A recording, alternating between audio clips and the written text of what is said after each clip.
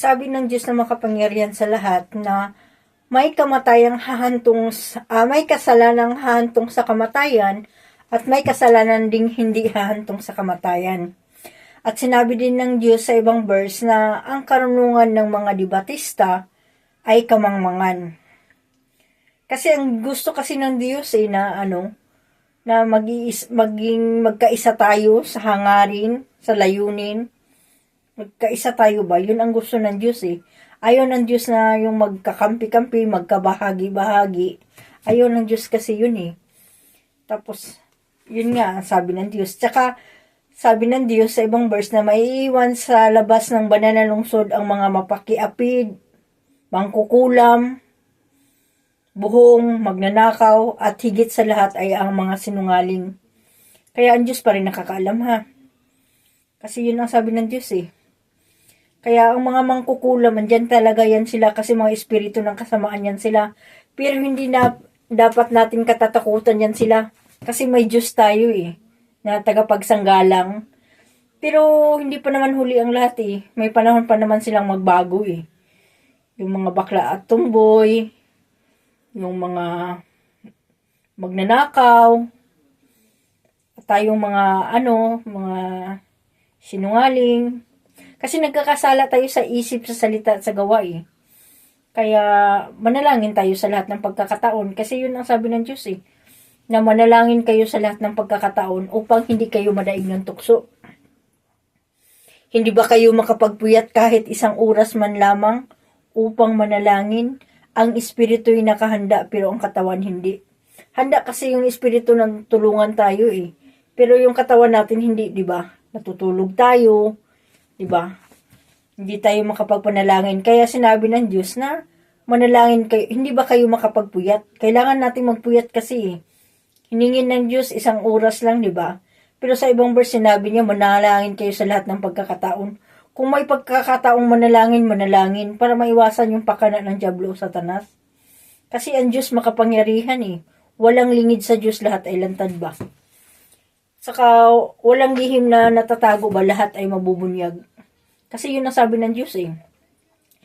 Saka yung mga mapakiapid, kung pagod ka na sa pakikiapid, pangangalunya, pambabarang, kung pagod ka na, tumawag ka sa Diyos. Kung pagod ka na rin, magnanakaw, korupsyon, chismoso, bakla tumboy, kung pagod ka na, tumawag ka sa Diyos para tulungan ka. Kasi, ang Diyos ay, makapangyarihan ba? At tumutulong siya sa mga tumatawag sa Kanya. Saka kung sino man yung nagpakumbaba na tumawag sa Diyos, highly integrated, powerful God kasi siya eh. Kaya tumawag tayo sa Diyos para maligtas tayo sa lahat ng uri ng kasamaan. Hindi lamang ako, pamilya natin, sa Pilipinas, kung saan-saan lupalop sa daigdig, maliligtas ba? Kasi yun ang sabi ng Diyos eh. Ganito kayo mananalangin sa Mateo 6:9-13. Our Father in heaven, holy be your name, your kingdom come, your will be done on earth as in heaven. Give us this day our daily bread and forgive us our sins as we forgive those against us. Do not bring us to the test, but deliver from evil. Amen. Yun tayo mananalangin eh. Ganun tayo mananalangin kasi yun ang hiningi ng Diyos eh, na manalangin kayo ng ganito eh. Sa Mateo 6:9-13 siya, kung mayroon kayong banal na salita ni papagadyan yung Holy Bible, magbasa kayo sa Mateo 6:9-13 at saka ikalawang Timoteo 3:16-17. Kasi yun ang sabi ng Diyos eh, na Saka sa mga sinaunang tao sa yung namatay sa ilang, hindi sila nakapamuhay sa kasama ni Jesucristo. Kasi yun ang sabi ng Diyos na hindi sila nakapamuhay kasi sila nadaig sila ng tukso ba. Kasi yun na nga, pagpatay na nga, wala nang magagawa kasi. Pero kung buhay pa, may time pa makapagsisi ba? Humingi ng tulong sa Diyos, humingi ng tawad. Diba, marami pang magagawa kung buhay ang isang tao ba. Pero pagpatay na kasi wala na eh. Wala nang hindi na gumagana ba? Nag-aantay na lang sa paghuhukom ng Diyos. Kasi maghuhukom ang Diyos sa buhay at mga patay eh. Kaya mapalad yung mga buhay na paghukuman ng Diyos. Kasi makapagsisi pa ba? Ano pa? Kasi malapit nang darating ang Diyos eh. Malapit nang darating si Jesus Kristo eh. Kasama ang Diyos na makapangyarihan sa lahat. At saka yung mga matuwid, sugaton sa lapaak ba? Liligtas sila ng Diyos. Ililigtas tayo ng Diyos kung tayo'y patuloy na tumatawag sa Diyos.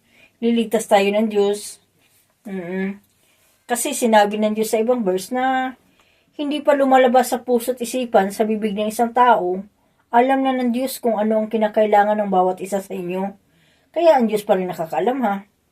Kaya tumawag tayo at magkaroon tayo ng takot sa Diyos kasi makapangyarihang Diyos ang tinatawag natin eh. At ang nagsusumamo tayo sa Diyos eh, na makapangyarihan sa lahat. At kay Jesucristo na sugo ng Diyos na nagkatawang tao na anak ng Diyos ba.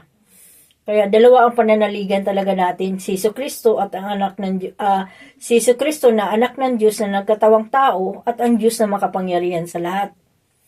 Kung si Yahweh ang Diyos na inaakala mo, paniwalaan mo yan, sumunod ka sa Kanya. At kung si Jehovah ang Diyos na makapangyarihan sa isip mo, sa puso't isipan mo, maniwala ka at gawin mong kalooban niya ng kabutihan. At kung si Allah naman, gawin mo ang kabutihan. Kasi sinabi ng Diyos sa 2 Timoteo 3:16-17 na lahat ng kasulat ay kinasihan ng Diyos at magagamit ito sa pagpabubulaan sa maling aral, sa pagtuturo ng katotohanan, sa pagtutuwid sa likong gawain, at sa pag-akay sa matuwid na pamumuhay, upang ang mga lingkod ng Diyos ay magiging handa sa lahat ng mabubuting gawain. Mabubuting gawain talaga mga friend, at saka pag-akay sa matuwid na pamumuhay, di ba? Kaya nandiyon yan lahat eh.